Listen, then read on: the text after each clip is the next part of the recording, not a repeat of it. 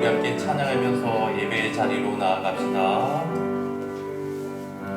주보혈 날 정결케 하고 주보혈 날 자유케 하니 주 앞에 나 예배하는 이 시간 나의 모든 것을 주께 드리네. 주의 손 날 위해 지키셨고 주의 발 날 위에 밝히셨으니 이제는 내가 사는 것이 아니고 오직 주를 위해 사는 것이라.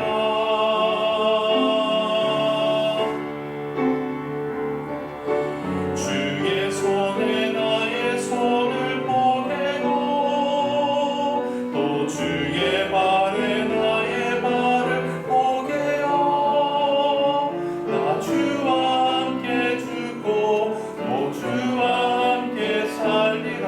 영원토록 주 위에 살리라.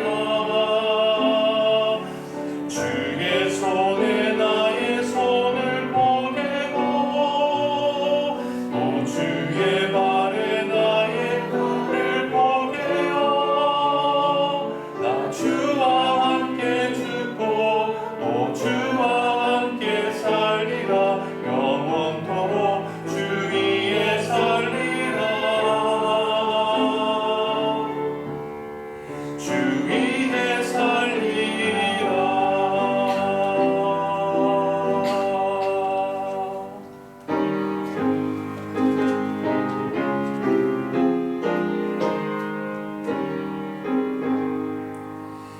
찬양하라 내 영혼아 찬양하라 내 영혼아 온 몸과 정성 다하여 주 찬양하라. 경배하라 내 영혼아 경배하라 내 영혼아 온 몸과 정성 다하여 주 경배하라.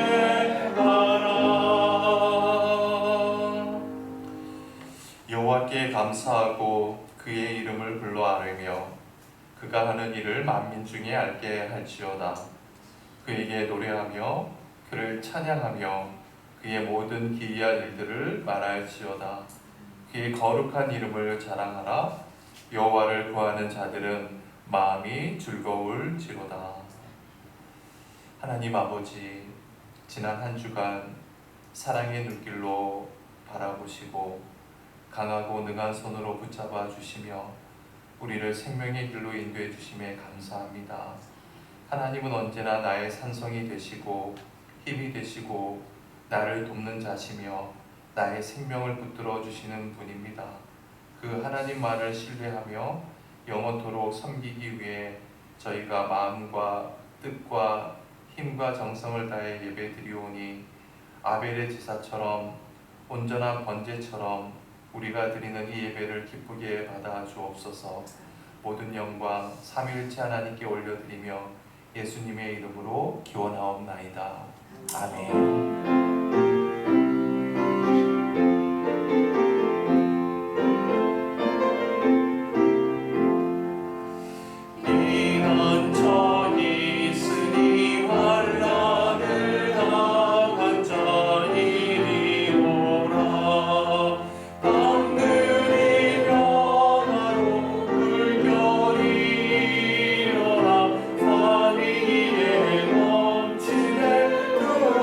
자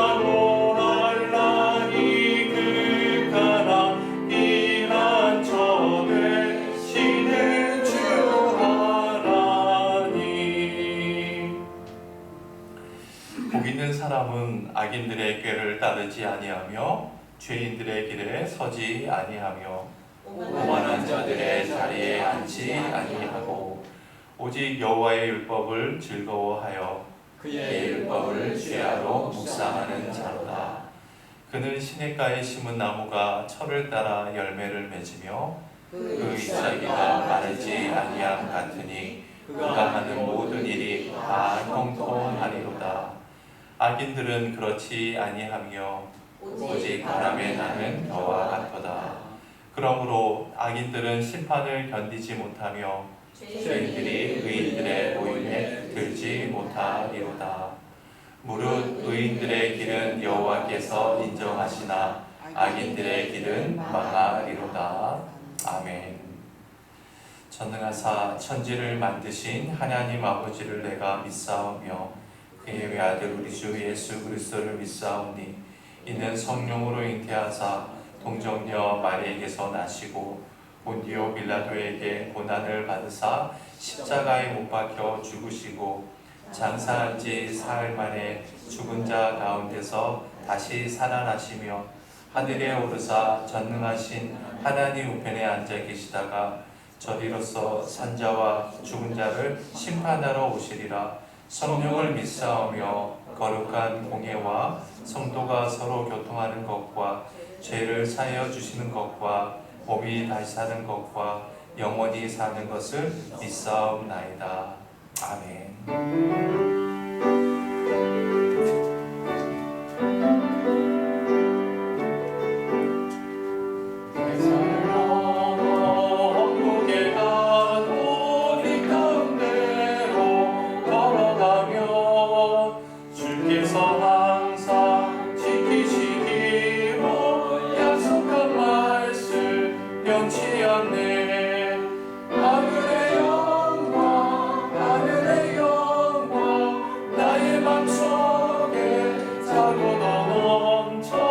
할렐루야를 힘차게 불러 영원히 주를 찬양하리.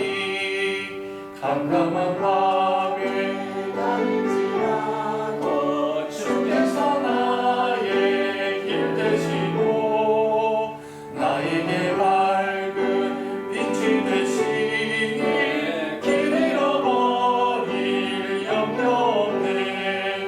하늘의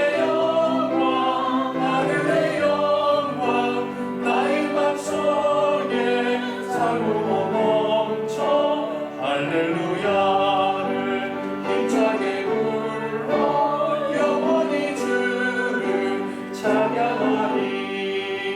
광명한 그림 마음에 받아 찬양한 전부 바라보고 할렐루야를 힘차게 불러 날마다 빛을 걸어가리.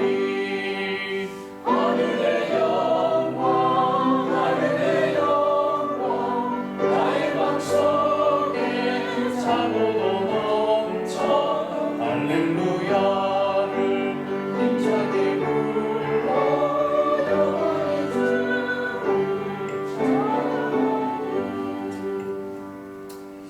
우리 주의 만찬에 참여하겠습니다. 예수께서 이르시되 내가 진실로 진실로 너희에게 이르노니 인자의 살을 먹지 아니하고 인자의 피를 마시지 아니하면 너희 속에 생명이 없느니라. 내 살을 먹고 내 피를 마시는 자는 영생을 가졌고 마지막 날 내가 그를 다시 살리리니 내 살은 참된 양식이요 내 피는 참된 음료로다. 사랑의 하나님, 이 시간 고난 받으신 예수 그리스도를 기억하며 주의 만찬에 참여하고자 하오니 성령님께서 우리와 함께하여 주옵소서. 저희가 떼는 떡으로 그리스도의 몸에 참여하고 저희가 나누는 잔으로 그리스도의 피에 참여하게 하시며 떡과 잔을 먹고 마실 때마다 그리스도와 연합하는 신비스러운 은총이 우리에게 넘치게 인도하여 주옵소서. 이제 주님의 살과 피를 들어 축사하오니 성찬에 참여한 우리 모두가 자기 십자가를 든든히 지고 주님을 따를 수 있도록 인도하여 주옵소서. 예수 그리스도의 이름으로 축사하며 기도드리옵나이다. 아멘.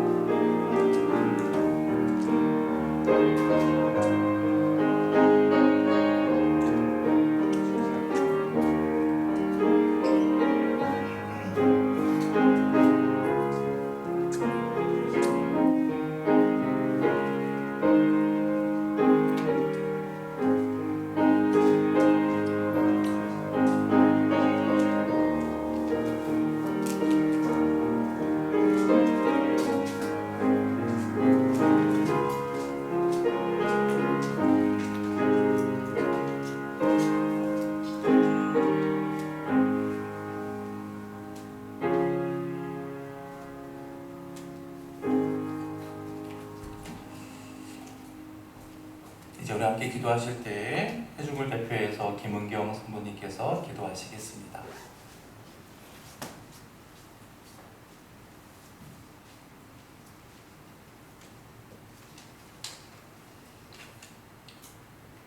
참 좋으신 하나님 아버지, 저희들을 사랑하사 은혜의 자리로 인도하시니 감사드립니다. 아멘. 사랑의 하나님, 어제의 약한 믿음이 오늘 더 강한 믿음이 되게 하여 주소서. 아멘. 저희들의 하루의 삶이 아버지의 영광을 가리지 않게 하여 주소서. 아멘. 기도로 승리하는 삶을 살게 하여 주소서. 예수 그리스도의 이름으로 기도드립니다. 아멘.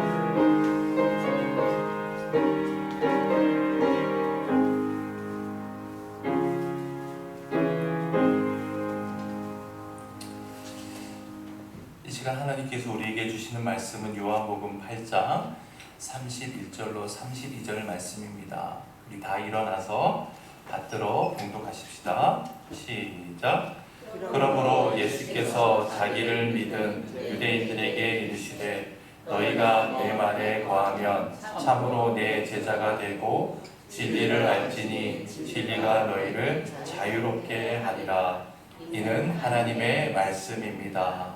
아멘.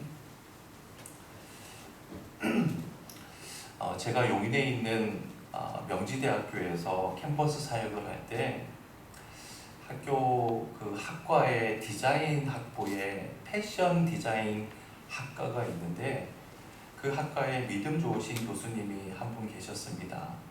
그분이 하루는 한 패션쇼 컬렉션 행사에 자신이 디자인한 옷이 출품하게 되었는데 그 행사에 저를 초청하고 싶다고 하면서 초대장을 한 장 저에게 건네주시는 것입니다. 난생 처음으로 패션쇼를 가게 된 것이죠. 그리고 이제 몇 분 후에 갑자기 제 친구에게서 전화가 왔습니다. 당시 제가 미국에서 한국에 온 지 얼마 안 되어서 친구들끼리 약속 시간을 잡아놨으니까 저보고 그 시간에 꼭 오라는 거예요. 그런데 그 약속 시간이 하필 패션쇼 시간과 겹치는 겁니다. 그래서 친구에게 내가 패션쇼에 가게 되었는데 그래서 갈 수 없다고 하니까 그 친구가 대뜸 하는 말이 뭔지 아세요? 야, 무슨 목사가 패션쇼 구경이나 하고 그래. 여러분은 어떻게 생각하십니까? 목사는 패션쇼에 가면 안 됩니까? 작년 가을쯤으로 기억이 나는데 동계 청소년 올림픽이 우리 강릉 지역에서 열렸잖아요. 그래서 그 행사를 앞두고 다채로운 행사가 강릉시 곳곳에서 열렸습니다. 그때가 아마 수요일인가 목요일이었는가 그쯤으로 생각되는데 우리 교회 이제 성도님들과 중앙감리교회에서 열리는 행사에 참여하게 되었습니다. 그 프로그램 중에 마지막 시간으로 패션쇼가 진행이 되는 거예요. 교회 안에서 패션쇼, 참 흥미로운 장면이 아닐 수 없었습니다. 그런데 당시 저는 그 패션쇼를 통해서 참 많은 은혜를 받았던 기억이 있습니다. 무대 위에 등장하는 각 모델들이 하나님 앞에서 저의 모습을 비추어 주는 거울로 여겨졌기 때문입니다. 여러분, 모델이라고 하는 것은 자신의 아름다움을 뽐내기 위해서 존재하는 사람이 아닙니다. 모델은 오직 디자이너가 심혈을 기울여 디자인한 그 옷의 아름다움과 가치를 보여주기 위해 선택된 사람입니다. 저는 그 패션쇼를 통해서 모델이라고 해서 다 같은 모델이 아니라는 것을 깨닫게 되었습니다. 분명히 같은 디자이너의 옷임에도 모델에 따라서 옷의 맵시가 전혀 다르게 보였던 까닭입니다. 그래서 어떤 모델은 입고 나오는 옷마다 옷의 특성을 기막히게 살려주는가 하면 오히려 옷의 개성을 죽여버리는 어설픈 모델도 있다는 것을 알게 되었습니다. 마찬가지로 크리스천이란 예수 그리스도를 세상에 보여주기 위해 선택된 모델입니다. 그러므로 크리스천은 자신의 일거수일투족을 통해서 주님의 생명, 주님의 진리, 주님의 사랑을 보여줄 수 있어야 합니다. 과연 나는 디자이너 대신 주님의 충실한 모델인가? 아니면 보는 사람들이 민망할 정도의 엉성한 모델은 아닌가? 그래서 그날 성도님들과 함께 관람한 그 패션쇼는 주님 앞에서 제 자신을 깊이 성찰하는 은혜의 자리가 되었던 것이죠. 일전에 저희 가족 세 식구가 노래방에 가게 되었습니다. 나중에 그 이야기를 들은 어떤 분이 똑같은 이야기를 하는 거예요. 아니, 목사님이 어떻게 노래방에 가실 수 있습니까? 또 질문해 보겠습니다. 목사는 노래방 가면 안 됩니까? 마찬가지로 저는 노래방에서도 많은 은혜를 받았습니다. 가족이 서로 한마음이 되어서 즐겁게 밝은 마음으로, 밝은 모습으로 열창하는 모습은 참으로 감동적이었습니다.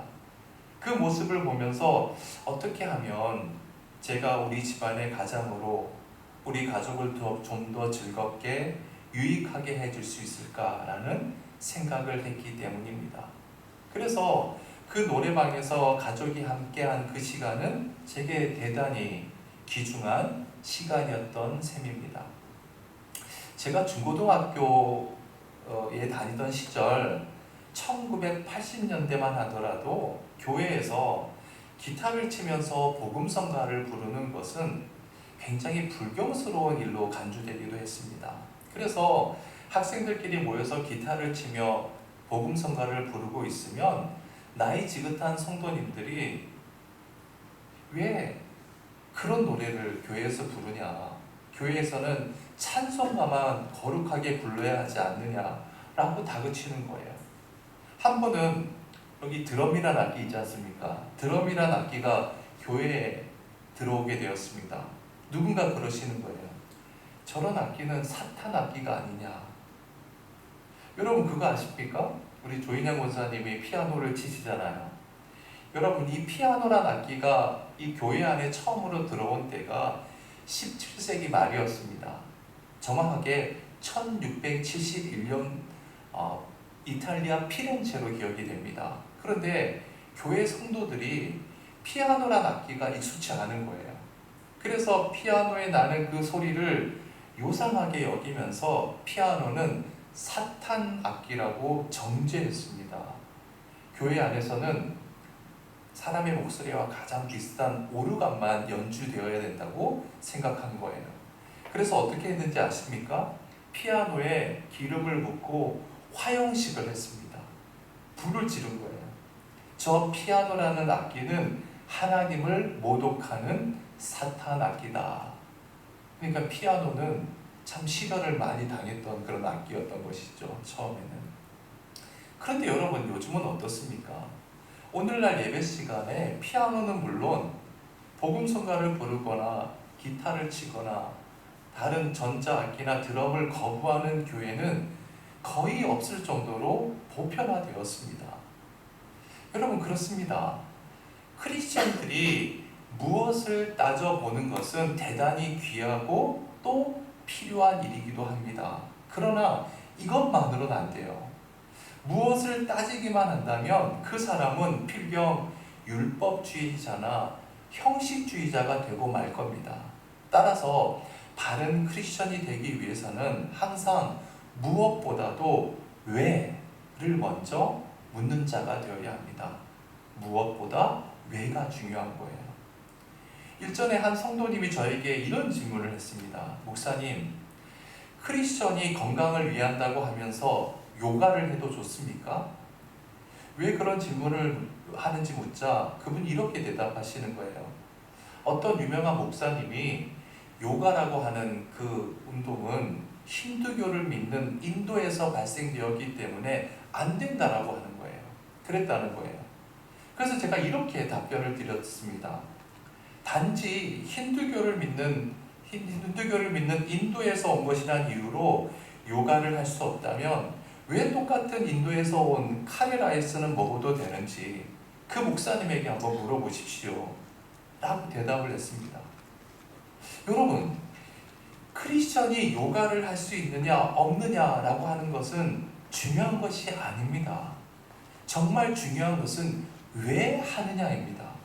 만약 그 목적이 육체의 건강을 얻어서 자기 욕망을 위해서 자기 마음대로 살기 위함이라면 요가가 아니라 뭐 수영을 하거나 조깅을 하거나 헬스클럽에 가서 운동하는 것, 그런 건 모두가 다 문제가 될 겁니다. 그러나 건강한 육체를 통해서 하나님께서 자신에게 맡겨주신 그 삶의 몫을 더 잘 감당하기 위함이라면 요가면 어떻고 에어로빅이면 어떻습니까?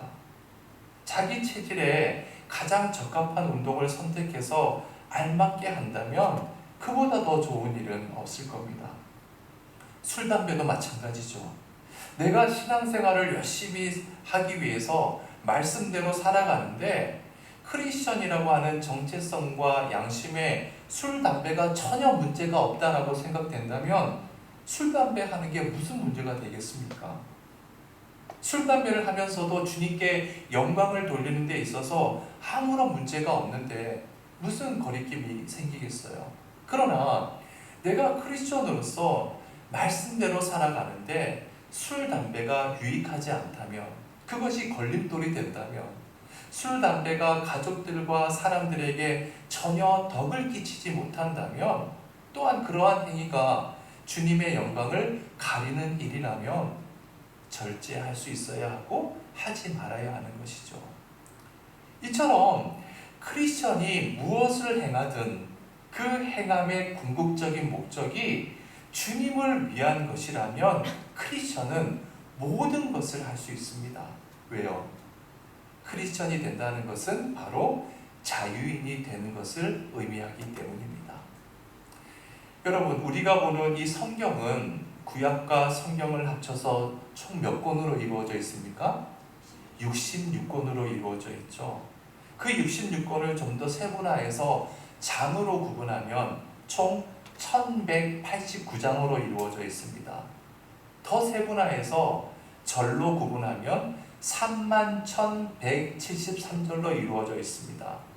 이것을 단어로 세분화하면 무려 14,298개의 단어로 구성되어 있는 것이 성경입니다. 그렇다면 여러분, 그 많은 단어 중에서 가장 중요한 한 개의 단어만을 선택하라면 어떤 단어를 선택할 수 있을까요? 그것은 두말할 것도 없이 구원이라는 단어입니다. 왜냐하면 성경 자체가 구원을 위한 책이지 않습니까? 또한 성경의 내용이란 곧 인간을 향한 하나님의 구원의 역사이기 때문입니다. 그런데 그 중요한 구원을 또 다른 말로 표현한다면 구원이란 곧 자유입니다. 한번 따라서 해보세요. 구원은 자유다. 네, 그렇습니다. 그래서 오늘 본문을 통해서 주님께서 이렇게 말씀하고 있습니다. 너희가 내 말에 거하면 참으로 내 제자가 되고 진리를 알지니 진리가 너희를 자유롭게 하리라. 그렇습니다. 구원은 곧 자유이기 때문에 구원받은 크리스찬이란 참 자유인이라고 할 수 있습니다. 그렇다면 이 경우에 자유라고 하는 것은 대체 무엇으로부터 자유이겠습니까? 세 가지로 정의해 볼 수 있을 것 같아요. 첫 번째, 구원은 죽음으로부터의 자유입니다.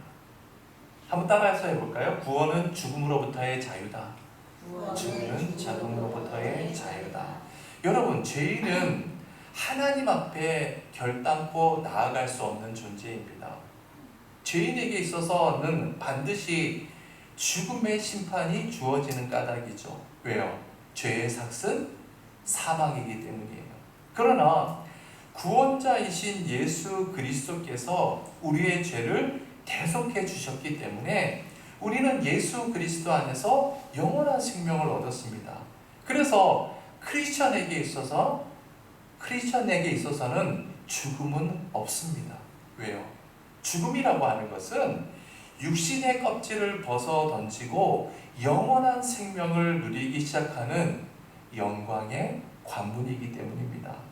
이것을 믿는 크리스천은 언제나 죽음의 공포로부터 자유를 얻을 수가 있습니다. 왜냐하면 죽음은 죽음이 아니요 죽음이 도리어 생명임을 잘 알기 때문입니다. 5년 전에 우리 서리 선생님의 할머니 되시는 최선자 권사님께서 말년에 병환 중에 있을 때 권사님을 찾아뵌 적이 있습니다. 그때 최 권사님이 가장 좋아하시는 찬송가 88장을 불러달라고 하는 거예요. 그래서 내 진정 사모하는 그 찬양을 불러드리면서 권사님의 건강을 염려하면서 권사님 힘내십시오 라고 말씀을 드렸는데 권사님께서 이렇게 말씀하시는 거예요. 목사님, 제가 이만큼 산 것도 정말 감사합니다. 하나님께서 부르시면 언제든 기쁘게 가야 합니다.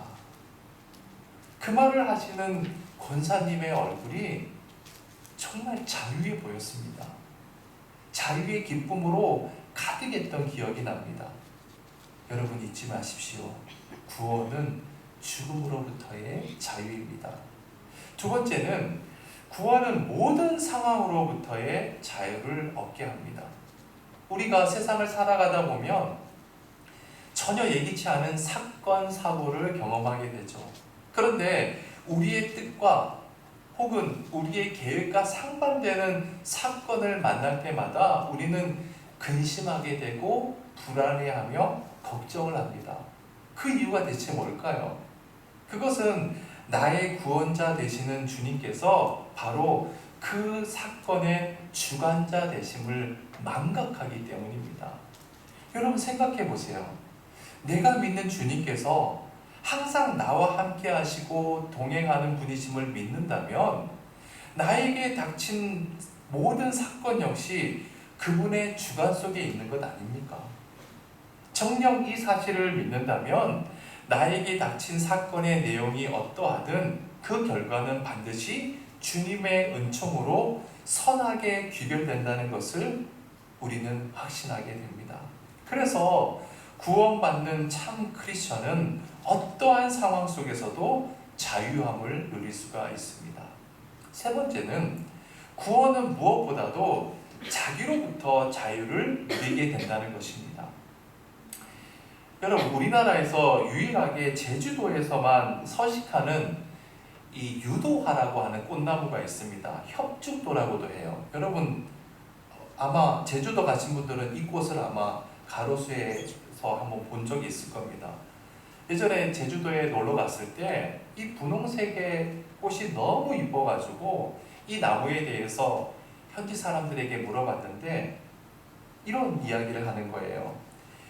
이 꽃은 아름답기로는 장미꽃처럼 아름다워요.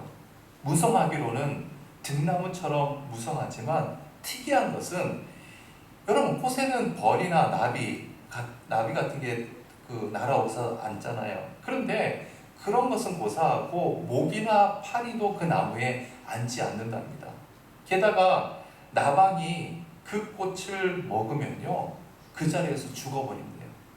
또한 이 유도화의 나뭇가지로 젓가락을 만들어서 밥을 먹으면 복통을 일으키거나 또한 목숨을 앗아가기도 한답니다. 왜 그런지 아십니까? 이유인즉 이 나무 속에 흐르고 있는 치명적인 독성 때문입니다. 이 유도화를 통해서 이런 생각을 해보았습니다. 이것은 곧 우리 자신의 모습은 아닌가. 여러분 생각해 보세요. 적어도 겉으로 보기에는 아무런 흠잡을 데 없이 멀쩡해 보이지만 하지만 우리는 일상생활 속에서 수많은 사람들에게 해를 끼치며 살아가고 있지 않습니까? 그것은 우리 속에 탐욕과 이기심이란 흉측한 독성이 가득 차 있는 것은 있기 때문 아닙니까? 그래서 그 독성에 감염된 인간은 타인만 해치는 것이 아니라 자기 자신마저 죽여버리고 마는 것이죠. 그렇기 때문에 오직 그리스도 안에 있는 자만 탐욕과 이기심이라고 하는 자기 독성으로부터 자유를 얻을 수가 있습니다. 이처럼 구원이라고 하는 것은 자유이며 이 자유는 곧 자기로부터의 자유이기 때문에 참 자유를 소유한 사람은 결코 다른 사람을 해치지 않습니다. 그에겐 더 이상 남을 해칠 독성이 없는 탓입니다. 그러므로 참 자유를 얻는 사람은 무질서나 방종에 빠지지도 않습니다. 무엇보다도 참 자유인은 사람을 사랑합니다. 자기로부터 자유한 사람은 주님 안에서 타인을 있는 그대로 수용할 수 있는 마음의 공간을 지니고 있기 때문입니다. 그래서 참 자유인은 모든 것을 할 수 있으나 그러나 타인을 위해 자신을 절제하는 법을 훈련하게 됩니다. 자신의 자유가 타인을 실족시키거나 타인에게 걸림돌이 되어서는 안 된다는 것을 깨달을 정도로 자기로부터 자유가 타인을 위한 배려로 승화하는 까닭입니다. 그렇다면 여러분, 어떻게 해야 우리는 이 자유를 누리는 참 자유인이 될 수 있을까? 지난주에 살펴보았던 본문 마지막 절 30절은 이렇게 마무리되고 있죠. 이 말씀을 하심에 많은 사람이 믿더라. 그리고 오늘 본문은 이렇게 시작이 됩니다. 31절 상반절. 그러므로 예수께서 자기를 믿은 유대인들에게 이르시되. 이 말씀을 통해서 알 수 있는 사실이 뭐예요? 만약 그들이 주님을 믿지 않았더라면 주님께서는 자유에 대한 말씀을 하지 않았을 것입니다. 그렇습니다. 오직 믿음만이 참 자유를 얻는 비결입니다. 그렇다면 믿음이란 또 뭘까요? 31절 하반절과 32절입니다. 우리 다 같이 읽어볼까요? 시작! 구하면 참으로 내 제자가 되고 진리를 알지니 진리가 너희를 자유롭게 하리라. 그렇습니다. 주님을 믿는다는 것은 바로 내 말, 즉 주님의 말씀 속에 거하는 것입니다. 주님의 말씀 속에 거할 때 진리이신 주님의 말씀이 우리를 자유케 합니다. 바꾸어 말하면 주님의 말씀을 떠나서는 자유를 얻을 수 있는 방법은 없습니다. 요한복음 11장 25절 26절 말씀 함께 읽어봅시다. 시작! 예수께서 이르시되 나는 부활이요 생명이니 나를 믿지 않는 자는 죽어도 살겠고 무릇 살아서 나를 믿는 자는 영원히 죽지 아니하리니. 그렇습니다. 이 말씀을 믿고 이 말씀 속에 거하는 한 우리는 죽음으로부터 영원히 자유할 수가 있습니다. 마태복음 7장 11절도 읽어봅시다. 시작! 너희가 악한 자라도 좋은 것으로 자식에게 줄 줄 알거든 하물며 하늘에 계신 너의 아버지께서 구하는 자에게 좋은 것으로 주시지 않겠느냐. 여러분, 잊지 마십시다. 주님의 이 말씀 가운데 거하지 않는 사람은 절대로 모든 상황으로부터 자유를 얻을 수가 없습니다. 갈라디아서 5장 24절도 읽어봅시다. 시작. 그리스도 예수의 사람들은 육체와 함께 그 정욕과 탐심을 십자가에 못 박았느니라. 주님의 이 말씀을 망각한 사람은 결코 자기로부터의 자유를 얻을 수가 없습니다. 그렇다면 결국 참 자유라고 하는 것은 말씀의 훈련을 통해서만 주어진다는 것을 우리는 알 수가 있죠. 이것이 중요합니다. 훈련 없는 자유는 자유로 위장된 무질서이자 혼돈이자 방종일 뿐입니다. 훈련 없는 자유의 근간은 결국 인간의 추한 탐욕과 이기심에 불과한 까닭이죠. 훈련 없이 자유를 외치는 자가 필경 다른 사람을 해치고 마는 이유가 바로 여기에 있습니다. 다시 본문 32절을 봅시다. 진리를 알지니 진리가 너희를 자유롭게 하리라. 여러분 꼭 기억하십시오. 자유의 원천은 오직 진리이신 주님의 말씀밖에 없습니다. 말씀만이 나를 부인하게 해주기 때문입니다. 그러므로 말씀의 훈련을 떠나서는 그 누구도 참 자유인이 될 수가 없습니다.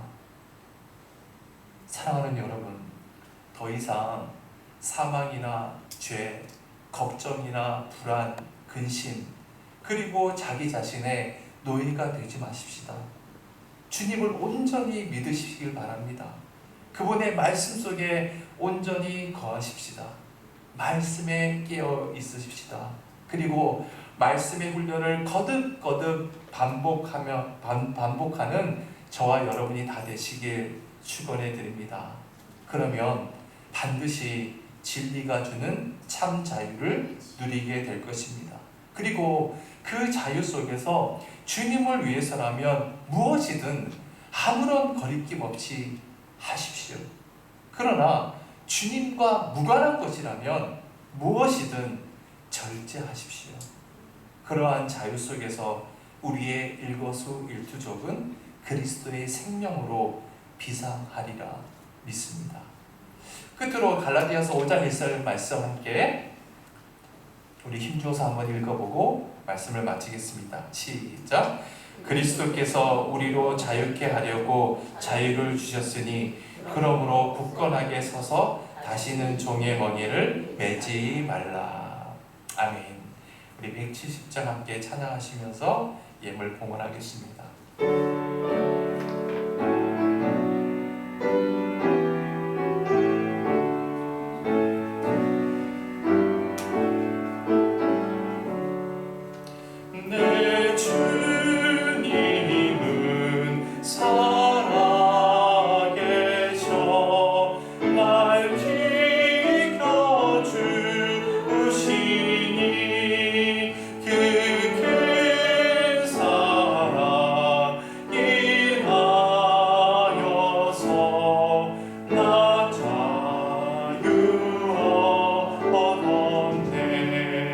나의 구원 되신 주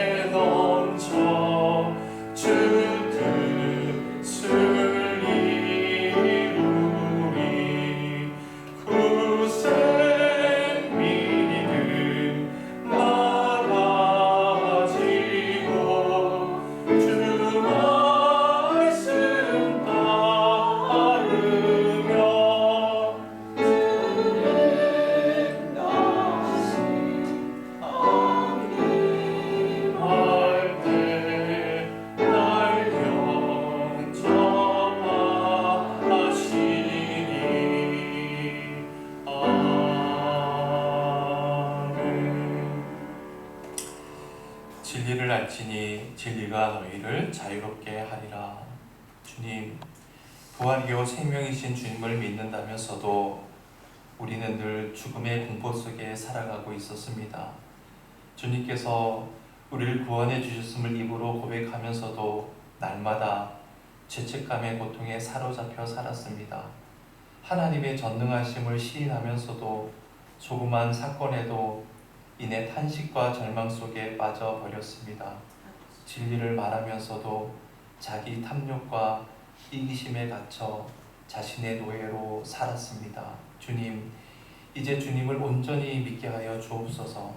날마다 주님의 말씀 속에 거하며 말씀의 훈련을 거듭하게 도와 주옵소서.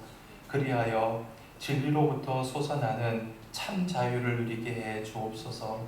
그 자유로 주님을 위해 무엇이든 행하고 그 자유로 주님을 위해 모든 것을 절제하는 참 자유인이 되게 하여 주옵소서.